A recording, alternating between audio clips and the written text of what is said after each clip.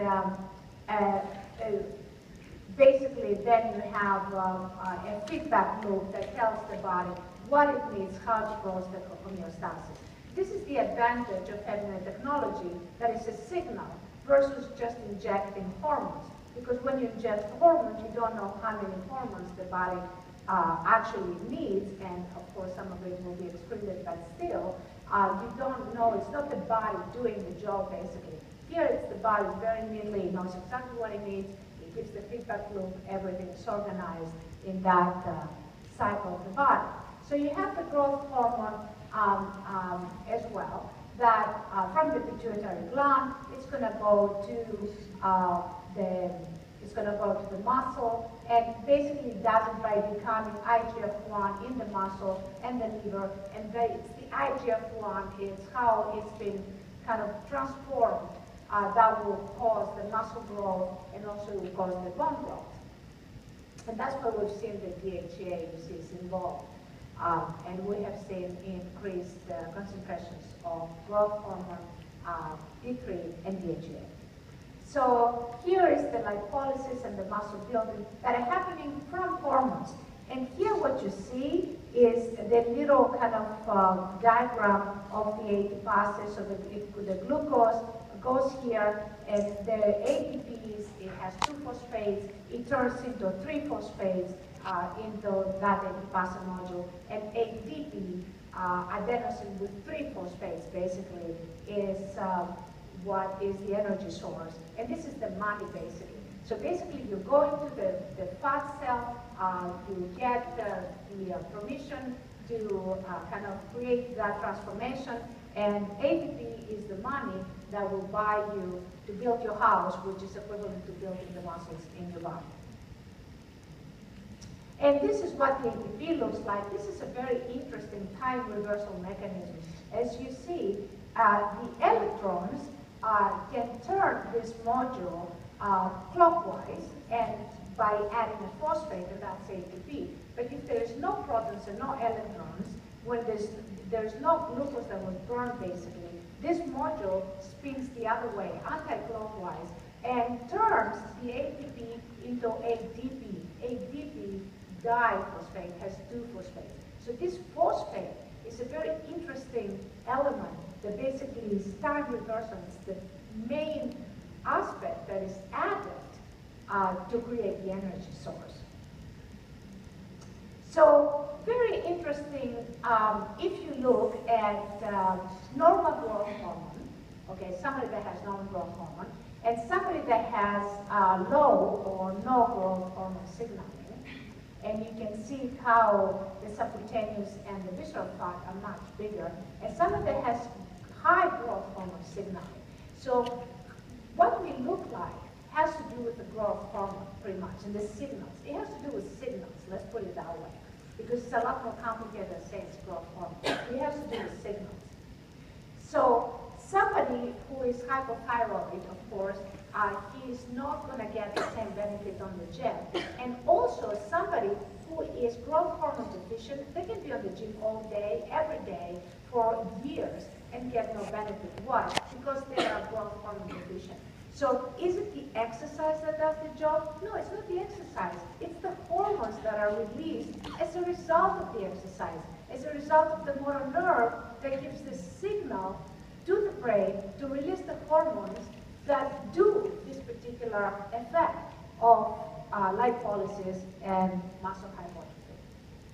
So the exercise is not the whole story. If you want lipolysis and healthy muscle tone, you can do it through signaling. And this is a development of an earlier technology and how the pacemaker, co-inventor of the pacemaker, developed it. And what he did is he looked at neurons in the oscilloscope, and they looked at signals.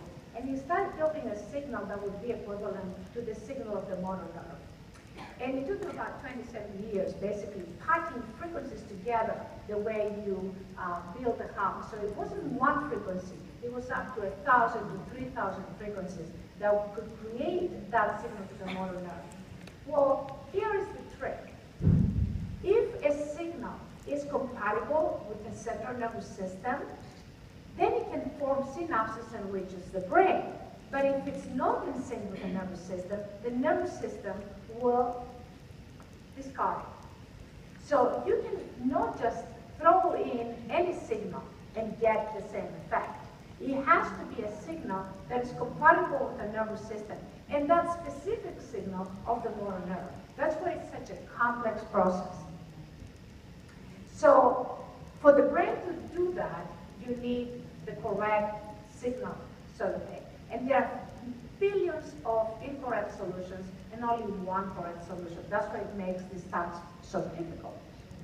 So here what you do is you go from the nerve, and then from the nerve it goes to the brain. The information of strenuous exercise leads the brain to release the hormones. The hormones going to the fat, release the fat, which becomes an energy source, and when you got the energy, then you have the currency, or the money, whatever you want to call it, to kind of start building the muscle.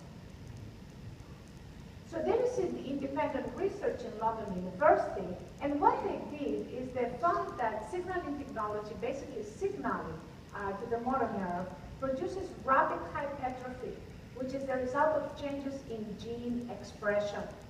And that was after they analyzed the RNA, they found that the gene expression had this particular effect. So the expression involved skeletal genes that are associated with overload, stretch, and physical exercise. So basically, this signaling was similar to physical exercise. Well, nothing is exactly the same as physical exercise. It's like, physical exercise cannot be replaced. It's always going to be, if you do this and also physical exercise, it's going to be much, much better than just signaling alone. And we have seen that as well. Now, what they also looked, there was another study, 43 subjects, 29 females, 14 males, and they looked at the cortisol levels before and after this technology. And what they found is the cortisol levels before and after treatment did not seem to vary very much. So what this means is that this exercise is not strenuous. If the cortisol levels went up, that would mean that there is stressful. Okay, so you have basically effortless exercise, strenuous exercise without the strain. So all, gain without the pain, pretty much. So we have now some clinical studies. The case one was a 45-year-old lady, and she suffered from obesity and diabetes.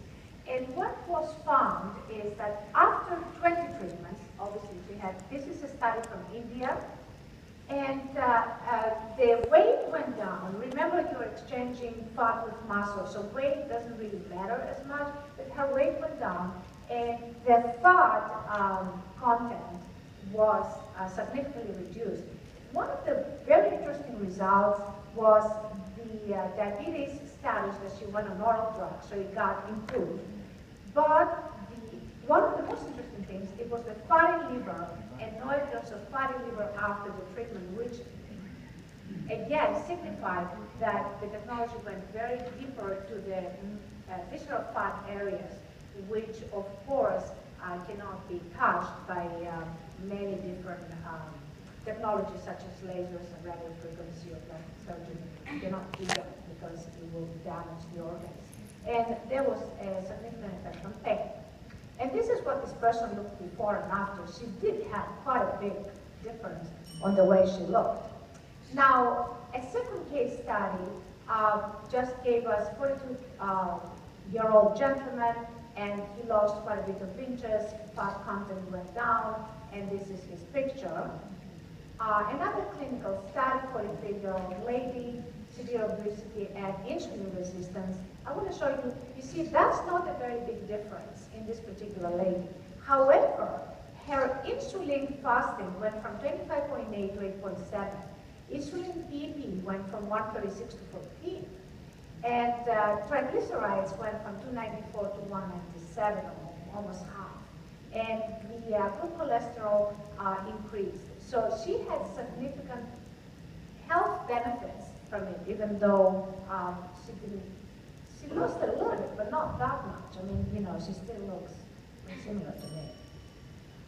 There was another study that was done just on inches.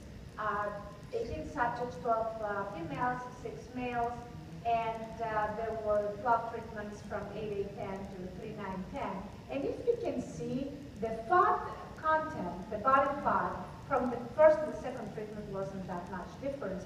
However, if you compare the first treatment to the last treatment, it was quite significant. Muscle mass also increased significantly, and the water content remained the same, so it's not water loss. This has nothing to do with water. And this is one of the subjects in that particular study. We could not get pictures from most of the subjects, not all subjects. Now, we did a study where we compared this technology with the gym. So, we looked at BMI, and as you can see, everybody did really have significant results. So it's significant if you go to the gym, you get significant results. It's just that this technology, in the same period of time, was attained faster results. So more inches lost, water content remained the same. BMI went from 29.9 to 24.8. From in the gym group went from 30.2 to 27.6. Body fat was significantly higher than the gym group, and muscle mass was significantly more increased. But if you look at the